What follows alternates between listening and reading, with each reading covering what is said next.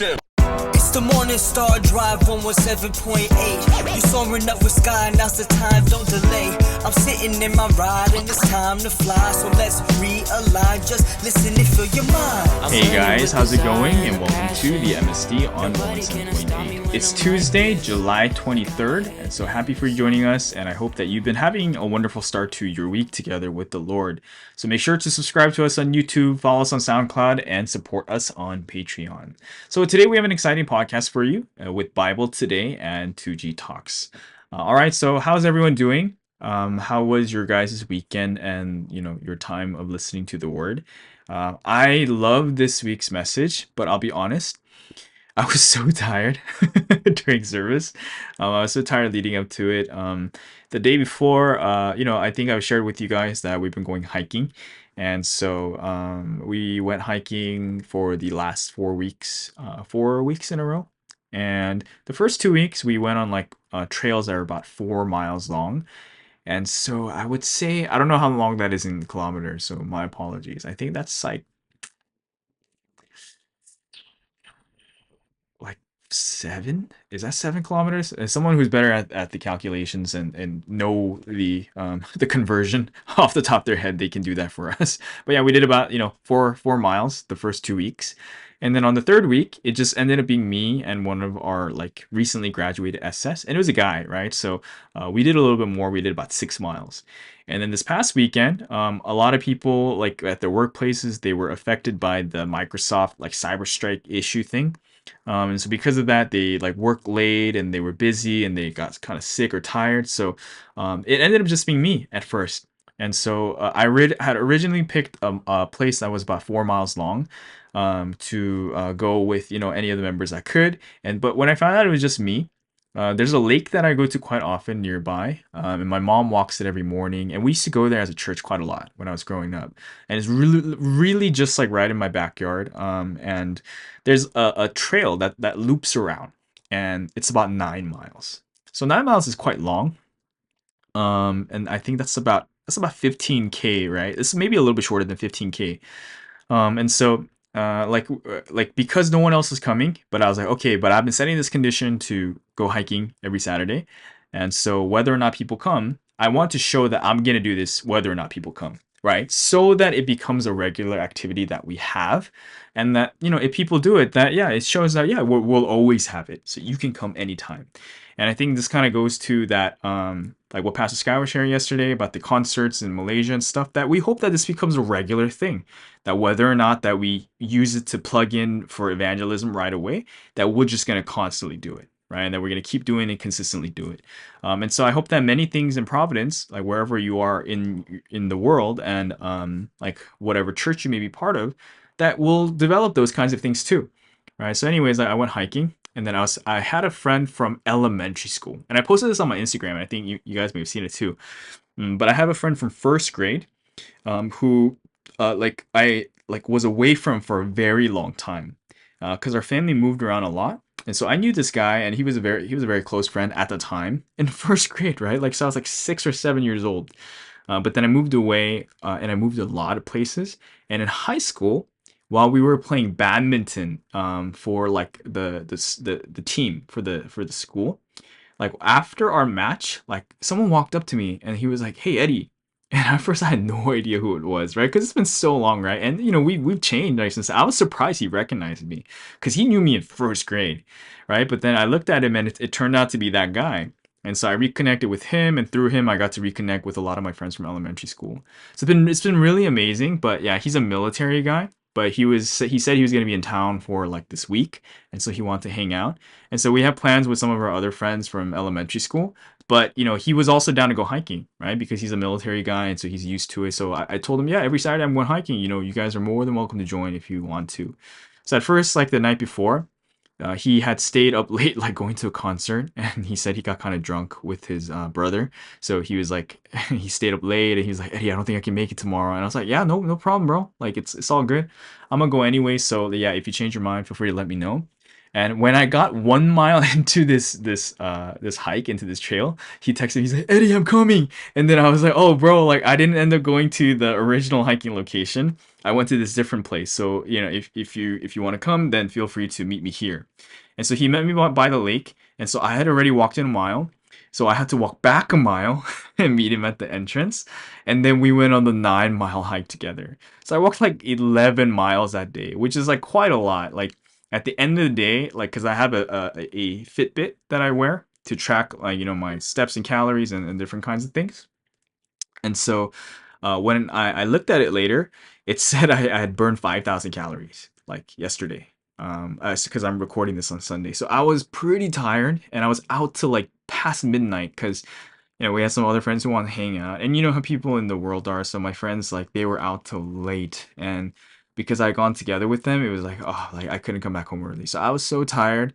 I was tired for service, but I really loved the message. And then afterwards, we had soccer together with the members too. So I'm like beyond exhausted. Like I'm like I'm really wide awake right now. And like I don't feel like yeah, this is like a unique type of tired. Like I feel like a type of tired where like I could fall asleep the moment I lay down. Like that kind of tired. I don't feel like I don't feel bad. Like I don't feel like a bad kind of tired, but I just feel like, oh yeah, the moment I lay down, I can knock out. Like that's the tired I feel right now. And it is also kind of tired where like you don't want to be bothered by too much. So that's how I'm feeling. But I'm wondering how everyone's weekends were and how your start to the week has been. And even though I'm like kind of sharing in this way, and it may sound a little negative, I hope that you take it not in a negative way. Because no, I really enjoyed this weekend, and I really enjoyed the message and the start to this week. And I hope that everyone is having a great week too. And I think whether something is great or not is also according to our perceptions. And yeah, even this like kind of fatigue and tiredness, I think especially people in the world who don't have like this word, right? To tell them to have the right perception. They might look at this and be like, oh my gosh, like I had to do this. I had to do this for people and for work and for my family and for my uh, I would say that if they're going to church, they probably know a little bit better. So they probably want to say, I had to do this for my church. But, let's say they don't do that, but, they had a busy weekend like this.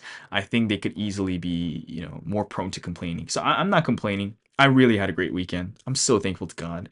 And so today is really interesting because I want to go straight into the topics because I think these are so interesting.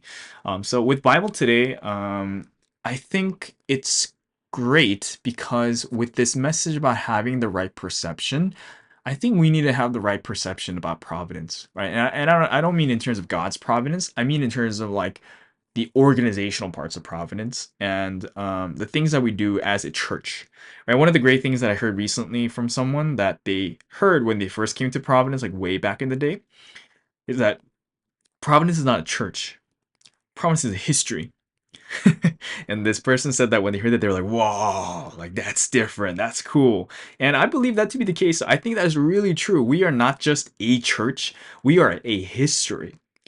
But there is an aspect of the church too, right? And so we have to have that kind of perception clearly.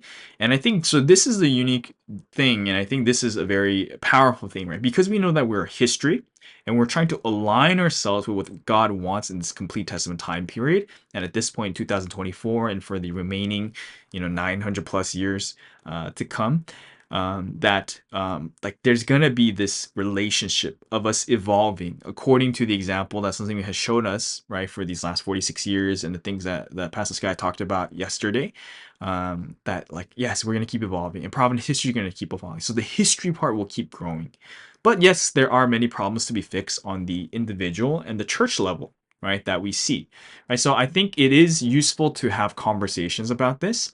And so one of the things that we got to do on Saturday is we met with some of the AP leaders for like this training thing that's going on. And we very frankly and we opened up about some of the problems and the issues that we would like to resolve, in American Providence or maybe Providence at large, because I'm sure that these are not unique. I don't want to call them issues, but they are not unique circumstances.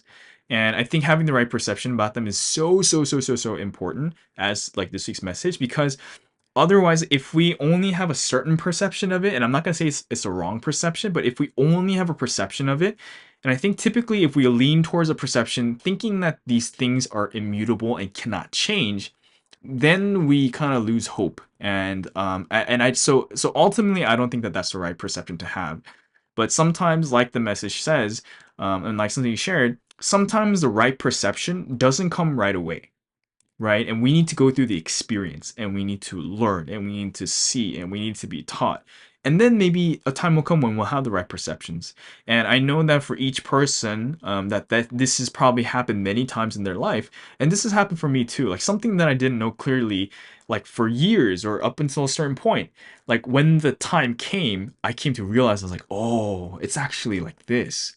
And I think Pastor Sky has, shared many personal anecdotes about this too, about his personal life. And so I'm sure that yes, as the Providence history part goes, and as people's individual Providence histories, like the life of Providence within their life continues to go too, they will go through this process many times too, right? You can't know things right off the bat. And so with this, like we'll go into the first break for today, but this is something I wanted to share too, because actually before listening to this message, and last week, because like for like probably the last 2-3 weeks or so, and I know I've been sharing about this on the MSD as well, that I've been talking to a lot more people, sharing about faith and like being very natural and being fun and stuff too. And then like this last week, I was inspired to go over to one of my friend's house and just be like very real and honest with him because he was very receptive to some of the things I've shared about the word so far. I was like, so maybe like God wants me to go to this person and talk to them. And so I went there, and so we had very good conversation. I spent my day there, and we did some work together because he works from home. And so I remember like partway through the day, I opened up to him and I was like very honest. I was like, hey bro, like like I want to be very what was the word I used? I can't remember the word I used, but I was like, I want to be very open about my faith. And I know I've been sharing with you guys a lot more. And I think I'm very appreciative that you guys are receptive to it and that you've been welcoming. And I told them I genuinely believe and I hope that you too, that actually all my friends and that everyone will come to believe in God too and live like in this way. And I've learned, and I told him I learned from the past that I can't force people to do that, especially with my friends and with my loved ones, right? I really can't force them to do it. And so because of that, I don't want to compel anyone to do it. And I'm sure there may be times where I feel compelled to anyways. But I said, know that this is always here for you guys. And because I don't want to force anyone, whenever you guys want, this is here. And I told them that this process took me a very long time. I think it's taken me well over 12 years to come to this point where, like, I at least have the level of perception and understanding of the Bible that I do have. And it took a long time. And I told them, I think you guys have seen how I've changed in that time too. And there's so many things that I learned from Sonsingin, and I told him that there's so many things that my church and my pastor has taught me, and I believe that everyone needs to know this, right? And so I'll be honest, like he was very like receptive to that, and he was like, "Yeah, thanks so much, bro. Like I totally get it. Like if I ever have questions, I know who to go to."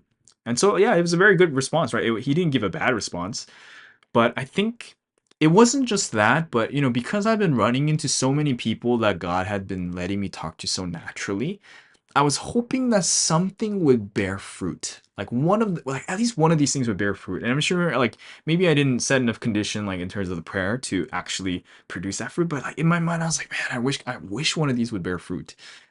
And so I kind of like wanted this thing where like, okay, I sowed the seeds. I wanted to produce the crop right away.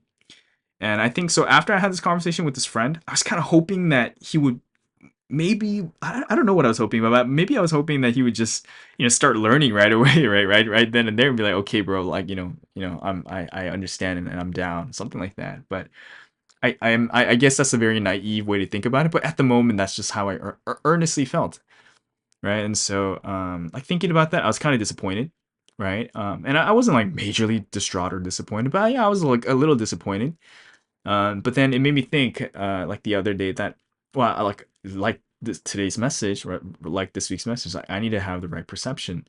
Yes, like there is God's time, and God's time has a right time for each thing, but God's time has a right time to sow, and it also takes time to grow. And then God's right time has a right time to harvest. And so one of the things that I thought was like, for me right now, maybe in my mind, I want this to be the moment of harvest. And I would like to think that what I've done up until this point has been sowing and tilling the soil, but maybe this is actually the right time to sow. And yes, it'll take time. Like just as it took me, like I told my friend, like 12 years probably to understand some of these things that I didn't when I first started this journey of faith.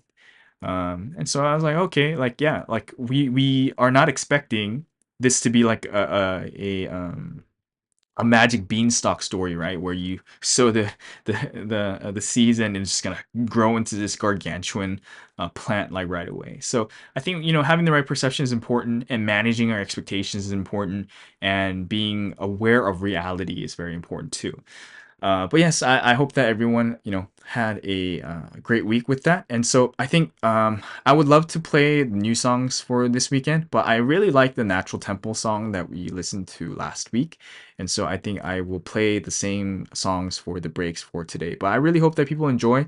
This is actually really interesting too. Like this week when I was running, I think even you guys might think this is weird, and I have a feeling that with a lot of the introverts and prophets, you would never do this. But maybe you're better than me, so maybe you do this even more naturally, right? But when I was running, like there's like a midway point to my run, and there's like a dam in the lake, right? So you can kind of overlook the lake, and it's my turning point.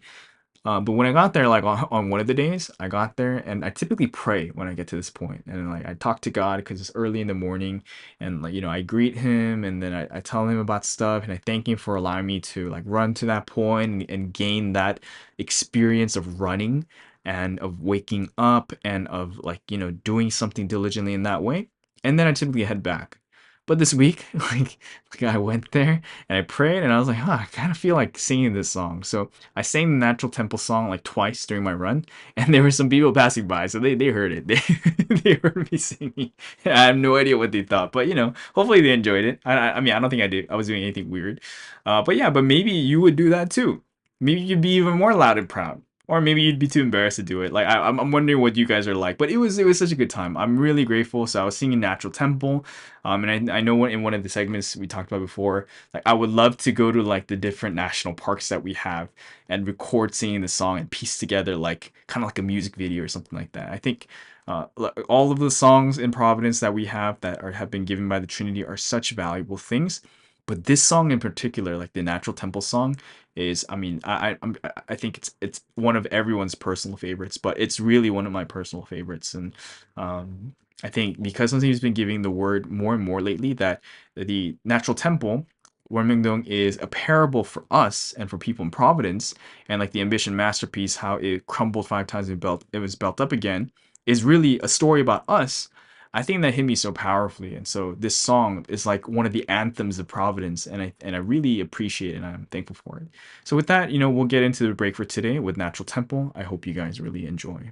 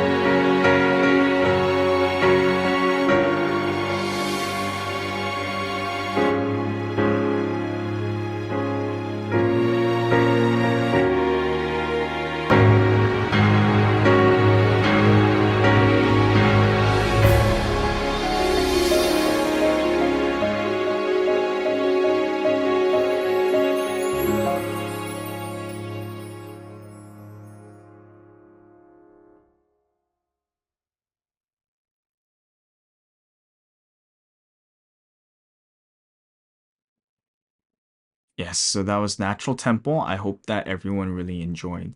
So to get right into like the meat and the potatoes of, today's episode, we want to get into some of the questions that were raised during our meeting with the AP leaders and when we were having this conversation. Like we were talking about some of the issues that we see in Providence. And I don't know how you guys feel whenever you have a topic like this. I think initially I was like, man, like there's so many. But like for me, I'm not someone who likes to dwell on issues. Like I'm like generally a proponent of like, okay, like yeah, the issues are real and they're there, so let's try to work on them. And I think everyone's that way, but we need to understand it and think about them clearly, right, and have the right perception. But I'm one of the things that I heavily dislike, and that I don't think it was the intention of this meeting at all, but I know that it can happen with people, right? With me and with everyone too, right? Where we sit there and we mull over the problem. We don't really present an answer or any answer, and then no action is taken. Like I don't think that this is what was this meeting was about. This meeting was a really good meeting, but like I think with each person that this is something that can happen in their life. Like I'm not even gonna talk about problems of Providence, but problems in their life. Like they go through something, and then they're like, they don't know how to fix it. Like it just seems so severe, and there's no solution that presents itself right away. So they just kind of sit there mulling over the problem and ruminating over it and just being like stewing in their problem. And I believe and I think that Providence people are not that extreme about this, and we pray about it and we entrust it to God, and always God provides an answer in some way, shape, or form, right? And we learn to have perseverance and endurance. But also one of the things that Pastor Sky talked about, and one thing that I've seen something do, is that something, he says perseverance and endurance are two things that he would want everyone in Providence to learn and all the leaders to learn. And I think that's so true. But one of the things that something he does, and that he talked about in the message, like, within the last few months, about even grabbing a hold of blessings like during times of tribulation, is he doesn't sit still, right? He continues to take action even though these problems persist and they're there, right? And sometimes he's not directly handling those problems either. And one of the things that Pastor Sky talked about in the recent few weeks that I thought was really cool was that, like, yes, like actually what has been shown is that when you are going through some kind of problem, like, and you have some sort of issue, a lot of times, when you feel like it's unfixable, studies have shown that when you go help someone else, it seems to like make things better for you. And this is something that I've really seen. Like growing up, like when I was going through a really tough time, like in church and faith and in my life and in my family, I used to volunteer a lot. Starting from middle school and high school, I put in hundreds of hours of volunteer work every single year. And I loved it. And looking back on it, like I'm really glad I did that. And I think God was raising me in that way too. And for me, in my core, in my heart, it was because I saw that something did this too, right? Like the work that he did, right? It started even from like just like how they developed Warmingdong and stuff too. So I did a lot of manual labor and stuff too, like for volunteer work. And I went to go like help with like elderly homes. I went to do trash pickups. I went to do zoo cleanups and like park cleanups, like and move like heavy logs, like weeding, like a bunch of things. And it was really, really enjoyable. And I see what Pastor Scott was sharing about, because when I was like, when I had like depression and like middle school and different things, instead of sitting there ruminating over it, because I've done that too, and it never worked and it never helped. Instead of sitting there in that stewing in that problem, when I went to go help the world in some way or help people, help my friends, and help the church, like things actually got a lot better. And yes, it was the word that helped me resolve the thing, but taking action in that process, and especially taking action in the form of helping someone else, really helped like leaps and bounds in a lot of ways. And so yeah, like so I would say that too. But yes, like I was really happy for this discussion, and I wanted to kind of throw my hat in like for some of these, because it was a short meeting, we presented a lot of these issues that we spot. And I wasn't able to join the whole meeting because I had that hike, and this was like in the middle of the hike that I was on. And my friend eventually came, so I don't know how the meeting ended, so I couldn't hear like if anything else was discussed. But a lot of these issues were presented, and I'm sure that everyone has like their own experiences with these issues. And so people may already have like the clear perception on them, and they might already have potential answers, right? So I think it's important to discuss those answers. Not to say that these are correct. And one of the things that Sunsteam has been saying a lot lately was like, if it's not your mission, don't cause problems. And so, like, the reasons why I want to share, like what I currently think are the answers, but it's not to cause problems, right? Like, because I don't want to do that. But so take it with a grain of salt with whatever I share. These are just my opinions currently, and I think the thing that we need to do in Providence, yes, this discussion is important. And I think discussion and the bringing about of these issues and these conversation topics is an important work to do. And the thing that we do in Providence that's entirely different from the world that needs to be done in this situation is we need to pray and check with God, and God will provide the answers. Yes, these problems are real. Yes, we do have to talk about it, but the answer must come from God. But the we just kind of lay things out there and we present it. And so I wanted to do this part of presenting. And I think and I believe that each of us have been given a sense of perception and a set of experiences that allows us to take a better view, right? Get a better understanding. Like what really is the issue, and think about it more clearly, right? Like there's like the stories. I know there's like different variations of the stories of like ants looking at parts of an elephant, right? And something I talked about this part two before, right? So if you're the ant that's like on the nose, you'd be like, oh, an elephant is very long, right? Or like if you're the ant that's on the part of the back, you're like, wow, like an elephant is very wide, right? And so like there's like these different things, right? So we may be the ant in a different place, right? We see different things, and so I think it is important to talk about because these collective experiences do help broaden our understanding of the actual reality. Because when we're just sitting from our place and thinking about these issues, sometimes the reality isn't very clear. And we like sit like, yeah, mired in our problems, like just like in the swamp of the issue, right? And we can't see past it. And so I hope that this is really helpful. I can't go over all of the problems, but I want to get into some of them because Passes Guy has also talked about quite a few of these on this platform. And I think going forward that we will talk more and more about this too. But I hope that everyone will go home. And yes, engaging in the comment section talking about this is important too. But really pray about this, right? Pray about this because like what your perception might be, what my perception might be, what Pastor Sky's perception might not be entirely correct. But in for Providence history and for our churches, we need to have the right perception. And yes, like in within our different contexts, the applied solution at the end may be different, but the fundamental core must be the same. So I'll give an example. So one of the points that someone brought up, and so I don't know what discussion happened in their group. Like we broke out into small groups and we came up with some topics.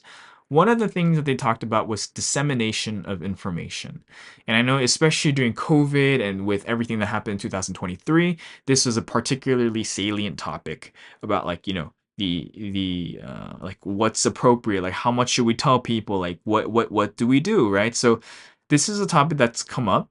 And I was very interested that it came up because for me, this is not really a heavy issue that I concern myself with, but I think it is important because even in Korea, like something has been sending out those Holy Spirit letters a lot lately, right? And he keeps saying like, yeah, people keep doing things and they keep making things worse.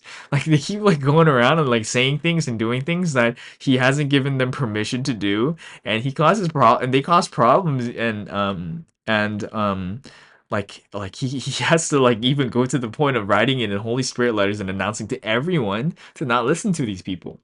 And so, like dissemination of information, I don't think that this is just an American or an English speaking world problem because they were like, oh yeah, we don't really know. Like they said uh, that it seems like there's kind of this problem of like in dissemination of information being kind of slow, like it doesn't really come out. And they were like, we don't know if it's like an issue with translation, like the official thing is going from like going from Korean to English and it just takes time. That's definitely probably part of it. And other things they talked about is like, oh, do leaders think that members need to be protected and not know the answer and those kinds of things. And then that can definitely be part of it too. And I think one thing that they didn't cover, but I'm sure they probably talked about it, and this comes up in all of these conversations too. One of the things that we always say in Providence history, and I'm not just talking about these last 46 years, but in God's history, is that things are made clear at the end. And so even last year, one of the things that I think you guys will remember, one of the things that we talked about a lot is that, yeah, like when the time comes, everything will be made clear. So people who are deciding and leaving Providence and like saying this and that and coming to their own conclusions, like when things haven't been entirely made clear, like that's not really the best way to go about things, right? And like, everyone's guilty of this. Like I'm guilty of this too, right? But one of the things that we do, and I think there are levels to this, like levels to which people can make judgments. But even right now, right, like I'm gonna head into law school, and like when we think about like judges and deciding a case, you have to decide with certainty, right? So you need to know the facts and the things, and sometimes that requires time, right? Like so I think like the part about translations, the part about protecting members, all of that, that's all part of the facts and that is partially true too. But I think as a member and as a person going through this, that yeah, we should wait, right? We should wait, and things will become relevant as is necessary, and we need to pray to God that like that things come out at the right time because sometimes we're not ready.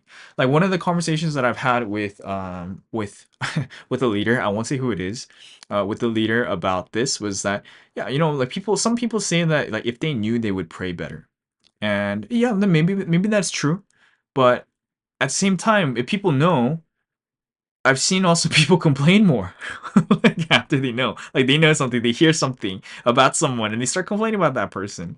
And this is something I literally dealt with right before recording, right? Because there's some things that I shared with, you know, with a person, like not for like not to complain about another person, but so that this person will realize it and do what they must do.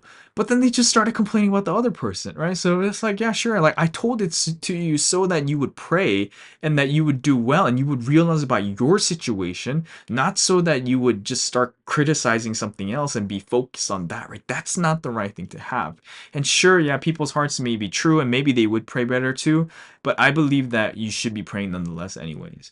And does that answer the thing about dissemination of information? Not really. And I think people do have to get better at this too. And I think even in the world too, right? Like information that flows from the top to the bottom, there are things that are shared right away. And then there are things that are shared in, you know, within like the top brass. And then there's also things that only go to the people who it's relevant to, right? The team that's working on a said project or such, right? Like in a company, you don't share everything with everyone all at the same time, right? Like there's even like you know in like stock trading and stuff too, right? Like there's such thing as like violation, right, of stock trading protocol, like through insider information and such too, right? Like there's insider information that should not be leaked out because it has profound consequences on both the world and on you know in our case within the world of Providence, but within the world of business and even outside of Providence too. And yeah, that doesn't cover the breadth of conversation that we can have about this topic, but I thought this was interesting, and I really appreciate the translation topic. That in and of itself is a huge thing. And so this is kind of interesting. This is kind of a side note, but I think this is really cool, right? And I think maybe I shared this on the MSC already, but recently, in the last like 3 4 years, I've read through the Bible about 4 times, and that's been really so amazing. I'm so thankful that I had the opportunity to do that and learn so much. Like I looked through my notes for the Bible like the other day, and I'm sure it's even longer now, but like I looked through it like maybe like a year or two ago, and I was like, holy crap, my notes on the Bible are already like over 100 pages long. Right, that's crazy, right? Like that there's so much, and there's even more now from that time. So I don't even know how much I'd have. Right? And that's only from reading the Bible 4 times, right? And so this time I'm on my fifth Bible read through, but I have a copy of the Bible in English and in Korean, right? A Korean English Bible. And now I've been trying to go through the scriptures that come up in the message and the chapter that they're in, and then read the English version and the Korean version like at the same time, right? So I'll go through a couple verses, like about a certain topic, and then I read the verses in Korean, right? And so that's been really cool. And so maybe I shared about this already, but then I was going over the part about the salt of the earth and light, right? Salt and light part from last week's message. And this part was so interesting for me because always like it says like, if salt loses its saltiness, then there's no use for it except for it to be thrown out on the road, right? And so like I always like that parable, it seems to make sense to me, but I was kind of curious like what quality of saltiness precisely is it talking about? Like maybe no one else thinks about this, but maybe you automatically thought of flavor, right? The salty flavor, right? Like if it loses that, then it's of no use, right? But like that also made me think like, can salt even lose its saltiness? Like like so there's those kind of questions. So I never really knew this clearly, but when I read the Korean version like side by side, there's some nuances in the differences between languages that was very insightful, because the Korean word for like a salty flavor is independent of the word salt. Like it doesn't use the word salt. Like a salty flavor, and if you guys know any Korean, like you may know this too. Like if something tastes salty, it's 짜. Like it's a 짠맛, right? 짜, and so that describes the flavor profile of salt, but it also describes that same flavor of like soy sauce or I don't know what else is salty, but yeah, like the word for saltiness is 짜, right? So it's different from salty, right? So when it's in Korean, when I read it, it says that if salt loses its 짠맛, right, that salty flavor, then it's of no use, and the only thing that you can use it is to throw it on the road. So if you remember that part in the message, right, from the preceding week, it said that, yeah, if for us in Providence, we can't lose our flavor. You must have the flavor of a person in Providence, right? And if not, then yeah, you will lose like your not your mission, but your place, right? Like if you like in Korean they use the word like scent, right? And so we've used that in Providence. If you like, there's that scent of Providence, like does this person give off the smell of Providence, right? What that means is just like, like, do you live like a Providence person? Do you eat, breathe, and live like a Providence person? And like this week said, right, do you do everything for God's glory, right? And so like there's nuances in languages, and I think it's so unique and interesting. And so this doesn't directly go to the dissemination of information question, but learning Korean and knowing it too, I think is valuable. Like I think I'm a Korean person, so I can't prescribe this to anyone, because I think that comes off as being judgmental. But one of the things that I heard when I was in Japan was that something I actually did say to foreign members is that learning Korean is actually something that you can do to that is also setting condition for your faith. And I think that makes sense, but I thought that was so deep coming from a Japanese person. And he and something said that that's not true for Korean people. Korean people learning Korean it's not a good that's not an indication that their faith is good. It's not a condition that they set. But for foreigners, it is a condition that they set, because I think there are so many nuances to languages, not just to Korean, not just to English, but to Chinese and Japanese and our African languages and our many European languages, and even like in the Bible, right? Parts of it written in Greek and in Aramaic, and there's probably nuances to those languages. Like one of the things that Pastor Sky always mentions, like when you look at the word for spirit in the Bible, there are times when it's a female word versus like a masculine or a neutral word, and those nuances are not captured in English. And so I'm not going to say that you have to learn Korean because Providence history is a Korean history, because it's not. It's a global history. But I think there's so many things that we do gain from learning Korean that will help us to learn the nuances. And I won't say that this is absolutely necessary, because I think there are people in across the English speaking nations that have exemplary faith and that, don't know a lick of Korean. So it's not necessary. It's not necessary at all. But let's say you're one of these people who kind of feel frustrated that there's a lack of translation, or like something doesn't come up right away, and I think those concerns are very valid. And just because you study Korean like to an amateurish degree, it doesn't mean that you're going to start being able to keep up with everything like as soon as it comes out in Korean, because even I can't do that. And I've been trying to study Korean like from the time I was in high school, and so it's gotten a lot better. But it doesn't mean that I can keep up with everything. But it does make a lot of things easier, and God speaks to us in the variety of languages that we know. And I think that can be said if you are adept at any language. Right, like I was listening to Aaron and Chelsea's Love and Life episode, and one thing we know about Aaron, that he's really good in Japanese, and I'm sure that there's so much he gains from that too. And so I would encourage people to learn Korean, because I mean, and I don't say this as a person with like Korean like nationalistic pride or something like that, but that Korean is an amazing language too. Right, like I think if you guys know any of the history of like how it was made, like I think traditionally the spoken part goes back much longer, or in the written part, and there's like roots in the Chinese. But the Korean the king that's on the Korean one, King Sejong, he was the one that created the alphabet and the Korean language as we know it today, right?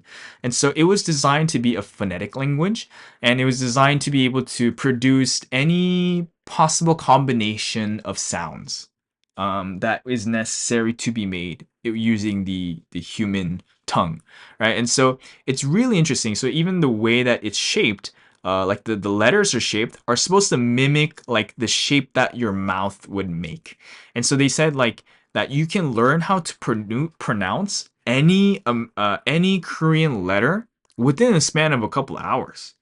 Right? And of course, it doesn't mean you're gonna know what the word means, and you're not gonna know like how to actually like converse and read and stuff like that, but you will actually be able to pronounce it. And so that's a huge thing. And yeah, like other languages have pros and cons to them too. And so this is one of the pros about the Korean language, right? That like you can learn the alphabet like right then and there and be able to pronounce anything. And yeah, one of the applications of such is that, like when you look at the names written in the Bible, right, they're closer to the Aramaic or to the Hebrew and to the Greek than English is, right? Like we say Joshua and Jesus and stuff like that, and there's a lot of these J's. But in the like in the original languages used in the Bible, they kind of actually make more of a Y sound. Like instead of Joshua, it's like Yoshua or something like that, right? Like it's like a Y sound, right? So where the hell did the J come from? And so maybe someone in the comments, they know the answer to it, because I don't know where the J's come from. Like even Jesus too, right? It's like Yesu, right? In Korean it's a Yesu, right? Like I'll have to check on that too. But yeah, it's kind of a Y sound, right? So a lot of this is like closer to the English, to the original way that you pronounce it. And I'm not going to say that that's justification enough, and that's the reason why you should learn Korean. But yeah, learning any languages, there's something that you will gain. And I think because yeah, the word does come in Korean. And there's nuances to the language that even I did not know until now, and it took me the last 10 years to learn this to at least a proficient enough level that I can understand things that I couldn't back then about the word even, and about the things that something we shares.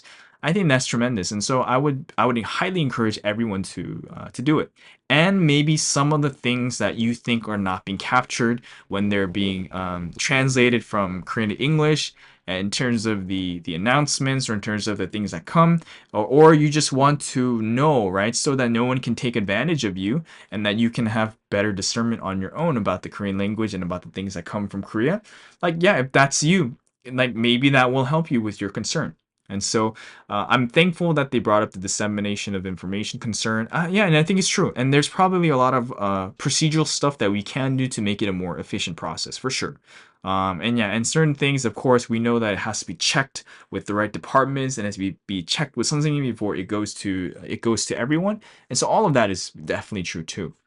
And so yeah, like we only really got to cover this one thing, right? But we went over so many different things, right? Like we went over like people, like newcomers, like not being able to make it and transition into the members phase, but because we were talking about how like AP does seem to have grown a lot in the last 10 years, like we kind of fluctuated on the same number. And we talked about how maybe it's because we're coddling our newcomers versus like, and not raising them to be mature and experienced. And there's many different facets to this. And we talked about male ministry, how male ministry is not working, right? And we talked about second generation, raising them. And we talked about cultural differences, like, like, are we doing things in too much of a Korean way versus the American way? And so there were many different topics covered, but in line with what we were talking so far with the dissemination of information, as well as this translation aspect and with this Korean aspect, I think I'll touch on this one last thing about the cultural part, about the Korean and Americans part.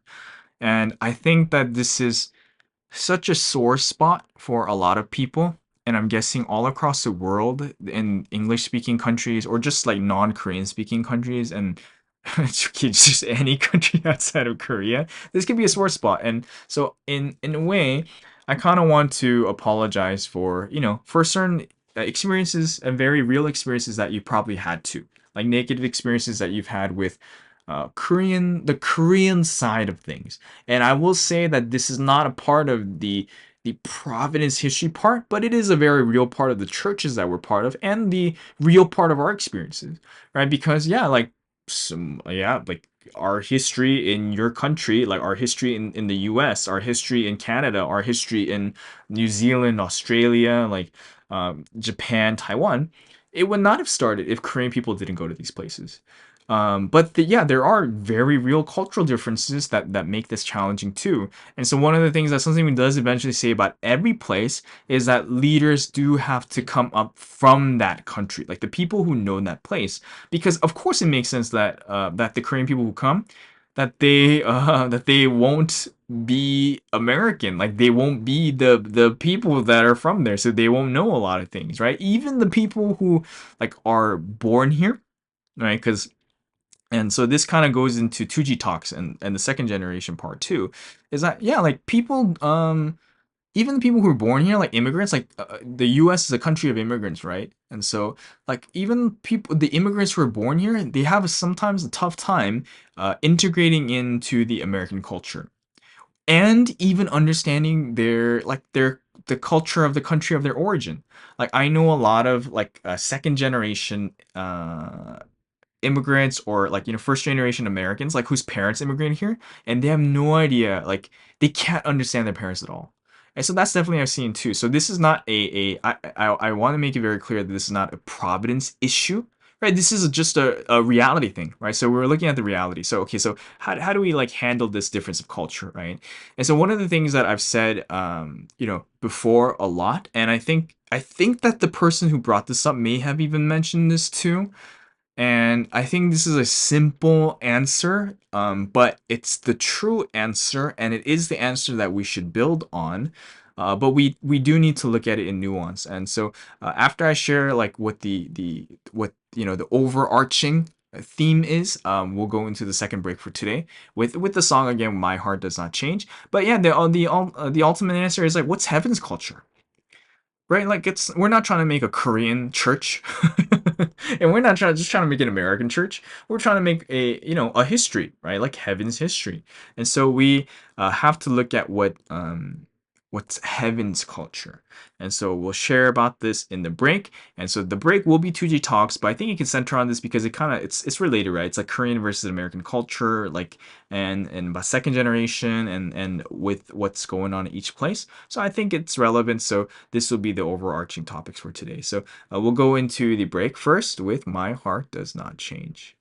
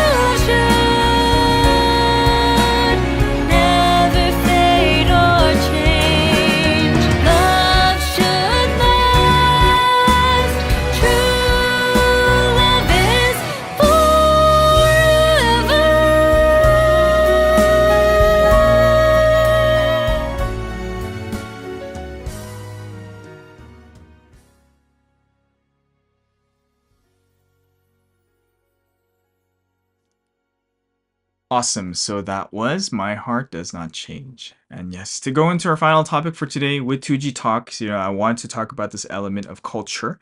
And so this kind of goes into a lot of things. Like this goes into a conversation I had with one of our SS recently. And it was actually something that Pastor Sky was talking about yesterday.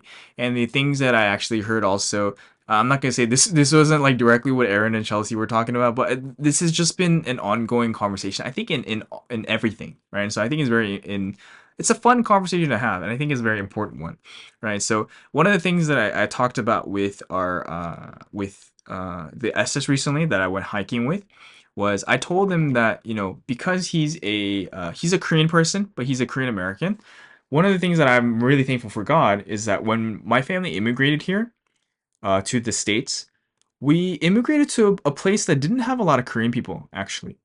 And I don't know for what reason that was. Like, I don't know, because actually, like, the places where a lot of Korean people live in, like, San Francisco, is typically the more expensive places and the nicer places. And so maybe, I don't know if it's because we couldn't afford to go to those places, or if my parents consciously didn't want to go to places with a lot of Korean people. Like, we didn't come to the US to, like, make our own little part of Korea. No, we came here to be Americans. So I don't know if that was it. Like I'm sure all of this is in part of what the actual answer was, or it may be that we just moved to where the members were located because where we moved to was part of where it was close to the church and where the members were located. And some of the other members who actually immigrated at the same time as us, they also moved to that area. So I don't know if that's the reason. There's all of these kinds of things, but nonetheless, I was telling this SS, I was like, wow, I'm actually really grateful that I didn't go to an area with a lot of Korean people when I immigrated here. And I'm also very grateful that I moved a lot and I got to meet a lot of different places. And even within the same town, because sometimes we did that, like within the same city, same town, we moved to a different place and I would switch schools. And even within the same town, the culture would be really different, like from one school to the other. And so eventually what I saw, and this took a long time to see, is that wow, okay, so there's kind of goods and bads to like every culture, like every place that I go. And so like specifically for me, like really trying to delve into like maybe Korean culture and like I'll just kind of broadly state like American culture is that oh wow, I should actually take the goods that I see in both of these things and not try to replicate the bad, right? To prune away the bad and get rid of it, right? To try to take the good that I see of being a Korean person and the good things that Korean people do, but try not to do the things that American people seem to dislike about Korean people. And yeah, and vice versa. Like American people, I think Americans are so great in so many things, but they're also probably bad in certain things. So I should learn to not um, involve myself in that and to prune away those things. So I think so this is kind of like the starting point of that conversation of like, okay, what is it that we want for Providence? Like, are some of the issues that we see because we do things in a Korean way? And maybe that's true. Yeah, I think that's partially true too. And I wouldn't say that the answer then would be, okay, let's do things entirely in an American way. That is part of the answer. But yes, it goes into like, okay, what would heaven want for my country?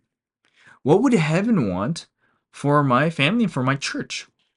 What kind of a culture does heaven want, right? Like within this specific scenario. I think that should be what we always look at, right? Like like and so that goes to taking the strengths that we see in each place.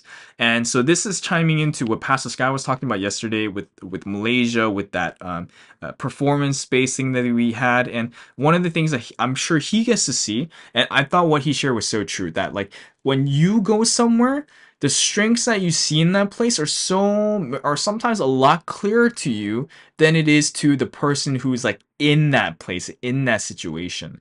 And so with the interesting thing with that too is that's so true. And the other thing that is true is like, let's say when you go somewhere and you see the difference between where you were from and their place, it makes you think about your home and your well, like where you're from a little bit differently too. And sometimes that comes off in a negative way, but I think that we can spin that and we could try to see like, oh, okay, like so what is it that that like my country or my church or my region or my area does really well? Like, what is a strength that we have that we should capitalize on, that we should use? And so I was really happy with what Pastor Sky shared about Malaysia, because I think that this really takes active thinking and active knowing and having the right perception and checking with God. Because like, what is the actual strength? Like, can you tell me? Like, and I've had people tell me what makes a region good, and I remember thinking to myself, like, sometimes when they share, I was like, I don't think that's completely accurate. I think what they say is said is true, but like, if that's the case, then why aren't you doing X? Why aren't you doing Y? Right? So like the like, I think in order to have the right perception, you have to be producing the right results. Right. And so you can't just like be proud of the place you're from, because people do that too, but have all these problems and these issues that seem to be born of the thing that you're talking about. And I'm not saying that in a critical or judgmental way, but I'm saying that we need to have the right perception. So you need to think carefully about the place that you're in and think about what it is that you need and what it is that you want, right? If you sincerely want, and so this goes back to the question of like culture, right? Like is are some of the issues that we see, and I'm not going to say the issues that we see in all of American Providence or all of your country's Providence, like Canadian Providence, I don't know, Australian Providence, or like the different African countries' Providence or European Providence, right? I'm not going to say that, the I'm not going to talk about the particular issues there are because things are done in a Korean way or in a European way or an American way or anything like that. But we just need to have the complete right perception. And this takes experience. And I think, yes, God will provide the right perception at the right time. So I'll give an example, because I think this is particularly salient. And this will be the last thing for today. Like, I was really glad because for the last 5 years, God has been sending me to a lot of places. Actually, now I think about it, it's probably 6 years. But God has been sending me to a lot of different places. And it's not just for the sake of fun. Yes, things were fun. And yes, I did travel for pleasure purposes too. But I don't think that that's the thing to capitalize on. Like, the thing to realize and to gain from this is that, like, in the various places, like when we go, because Providence history is different. Like, being a person of Providence, being a part of Providence culture means that when you go somewhere, you should, well, one, I think the basic level is that you should go and you should try to experience what God wants you in that place. That's a given. That's like something that everyone should do, right? If you're just a person of Providence, right? And that doesn't necessarily mean that you're going to the church in that place, and maybe the place that you're traveling to doesn't even have a Providence church, right? So that's even more basic than just going to a church if you're traveling and you're visiting an area. But yeah, it's just like being open to what's there. And then I think the next step after that is to like be kind of like really involved and seeking and checking and asking God, like, God, what are you doing in this place? Like, what is it that I should learn in this place? And it took me like this 5-6 year process of going around to see, like, it first started from that first level where I started to see, like, wow, like God is doing something in this place. Like, God is doing this in this place. Like, I'm seeing something happening here that I'm not seeing in other places, or from like in San Francisco, in my hometown. And also, it's like what Pastor Sky said, well, like, wow, I see a strength in this place that sometimes it doesn't even seem like the local people realize. And then like after the end of the 5-6 year process, what I really saw is that actually all of that applies to San Francisco. And then like it made me think about, like, wow, like, okay, so what can I do here? And then the questions like completely changed, like how I choose to look at it complete change. And so this is also the part of the correct, having the correct perception. I think people go through this process and they're in different parts of this process and different levels of perception. A basic level and a like maybe in like a passing score level, maybe like a C to a B level of understanding about this is recognizing that. Recognizing is probably the fundamental part, but doing something about it is what will get you to that 100%, will get you to that A. Doing something about it, making a difference. And so I'll give an example. Like, I think this is when I went to Hawaii, and so this goes to what Pastor Sky was sharing.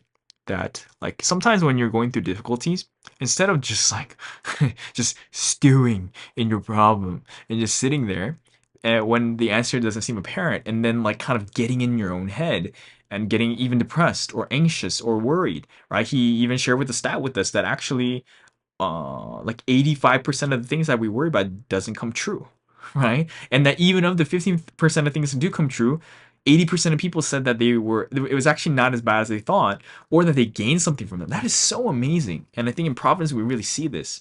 But yeah, but in the moment when we're worried and when we don't know this, like we're just confronting with our problem, and that's all we see, and that is our reality, right? Because that is our perception, and that might not be an incorrect perception, but that is the perception that we have, and it doesn't make things better.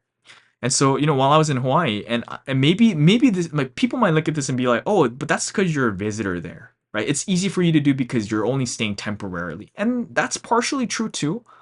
But at the same time, it wasn't necessary for me to do, right? So one of the things that I wanted to do and I had fun doing was visiting, members, and spending time with them and going to the places they were, like even if it was to their place of work or to like a restaurant nearby their area, and making the time to go check in on people. And so this kind of goes back to what Pastor Sky was sharing about, yeah, like when you have a problem, instead of just trying to work at your problem, you go help someone else and you go engage with someone else, and it makes things better. And so I saw like, wow, like things changed when I did that. Like things changed for me, and I hopefully it changed for the church too. And I was like, wow, like I should be doing this back at home. And so even when I came back to San Francisco, and I didn't do this forcefully. I didn't do this because because I knew it was the right thing to do. I did it because I wanted to. But like the thing that I started to do was I started to talk to a lot more of the members at our church. Like members who I never talked to like growing up because of age differences, or like because of department differences, or because yeah, it was just like, there's like the cultural norm, right? Like a young like teenager boy doesn't talk to the JS members, right? And doesn't talk to the female blessed family members, right? And have conversations with them typically.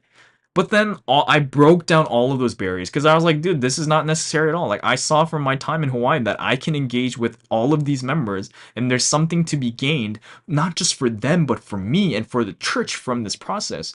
And so I got to see that, right, actually the right perception to have is to help one another and just to engage. And like, yeah, honestly, and like, let's say even if you have a problem with a member, a problem in the church, when you actually start involving yourself in members' lives, the problems that were there, they seem to get resolved too, because oftentimes what you'll see is that there was something that you couldn't see before you went to talk to this person, and vice versa. And that like when you see there's a conflict between two other people that you're not involved in, and both people, you kind of see the misunderstandings that they have, right? So like, one of the things that something said, the sign of people who are alive is that they work together, right? So like when there's a culture of people not engaging with each other regularly, and you might and I can hear already people saying, but we engage with each other a lot, right? But I was like, do you engage with people like with everyone in your church?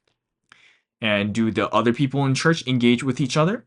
Or are there cliques and groups and small parts of the church that do? And do you just hang out mostly with a certain group of people? Because I think that's what I've seen everywhere.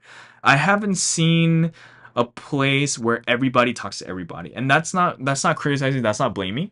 But I'm saying like, yeah, like how can you say that you know what your church actually is like? How can you say that you have the entire like the perception that includes the entire whole if you're not engaging with the entire whole? And so I think it's just a matter of reality. But yeah, but like, man, like I feel that like when we've been doing this here in San Francisco, the church has changed in leaps and bounds. It's not to say that everything is perfect, but when we're talking about this matter of culture, and what culture do we want our churches to have, and as we're going forward, and what culture would allow for growth. And I think this is the biggest part, right? It started with the question of like, oh, like are some of the problems we see because things are done in too much of a Korean way? Should we try to do things more in an American way? I think that's an appropriate question. I think that's definitely true. There's definitely a lot of real concerns and problems from that too. But trying to be more forward thinking and trying to plan even further ahead, I believe that the important thing to do is to have the right perception of our church and of our reality, and to promote a heavenly culture. And the very real thing that we can do, because we discuss so much, and so I think so much of this can be lost and it sounds conceptual. Be involved in your members, all of them, and don't think that it's weird. Like okay, so a couple things like be aware of yourself, so don't do things that are going to cause problems, right? Because as the message has been saying a lot, like, when people don't do work that's not assigned to them, it's not great. So I'll give an example, right? And so this is something that I'm trying to be careful of too. It would be like opposite sex things, right? Like, just because we had this conversation about talking to everyone doesn't mean that if you're like a male or female career or campus member, like, you should go talk to all of the other opposite sex female campus and career members, right? If there's obviously kind of this closeness in age and this capacity to lead to problems, that's not great. But in each circumstance, there's a thing to be um, um like, that there's a realistic expectation that we can have of each scenario. But also, like, so the thing that must absolutely be done, yes, this might seem like the work to be done, but what must be held into account, and what we must always make sure to do, is that we must always make sure that the Trinity are part of it, right? And that's like the fundamental basic underneath that, right? So don't just go talk to people, right? Do it together with God, and also be aware, like, be painfully aware, yeah, like that problems can come up, especially related to the opposite sex. So be careful of that, for sure. And this is something that I'm trying to be careful of too, because Providence has just so many more women, right? So, like, yeah, like, for me, when I say go talk to people, like, 90% of the people at my church are probably women, right? So who do I really have to talk to? But like, yeah, for me, like I said, I've been talking to more of the JS members whom I wouldn't talk to otherwise. And I think that's also a coming of the age thing, right? Because now I'm turning 27. And yeah, like, maybe it was natural for me to not really engage with them when I was like 15 or 16. But now that I'm like 27, like, and like approaching my 30s, yeah, maybe it makes a lot more sense to talk to the JS members who are in their late 40s and early 50s and so on and so forth, right? So yeah, like, I think there's so much to be gained there, and I spend a lot more time listening to adults. That's something that younger people need to learn to kind of shut up and listen when adults are telling you something, because there's a profound wisdom that they have and experience that they have. And also, you have to hear them out too. And I think an important skill that people, and I'm not just talking about within the church, but that people in general need to develop, is the capacity to listen. And I think this comes with having the right perception, and having the right perception about, oh, am I actually listening, comes with a lot of experience. Because sometimes we're not actually listening. Sometimes we're waiting to say what we want to say after that person says it. Sometimes what they say goes in through one ear and comes out the other. Sometimes we become aware of what they say, but our first initial kind of go to is being, like, understanding what they say in our thoughts, but not really taking action on it, right? So when we go somewhere, we experience something, we're like, oh my gosh, I realized this, but did it translate into action?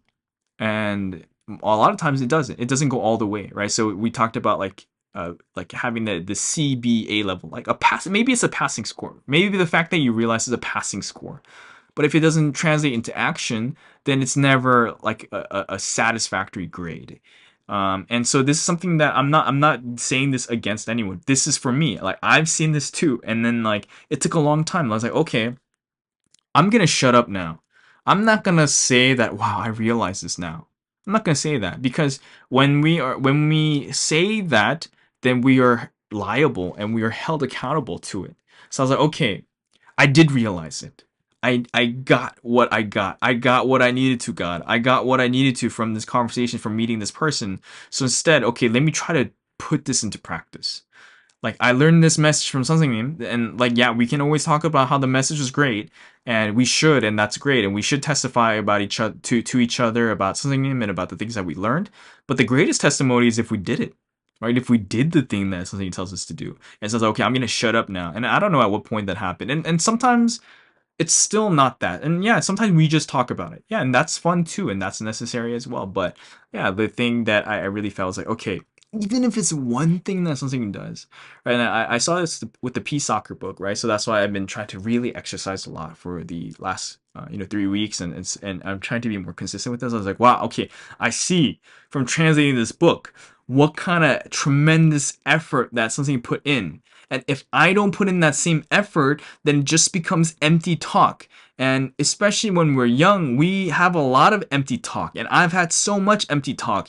And I see within myself that empty talk is not impressive for anyone and but for myself. I hate it when I don't put into practice and I don't fulfill and actually make a difference in my own life. And so, yeah, I just try to show it in practice.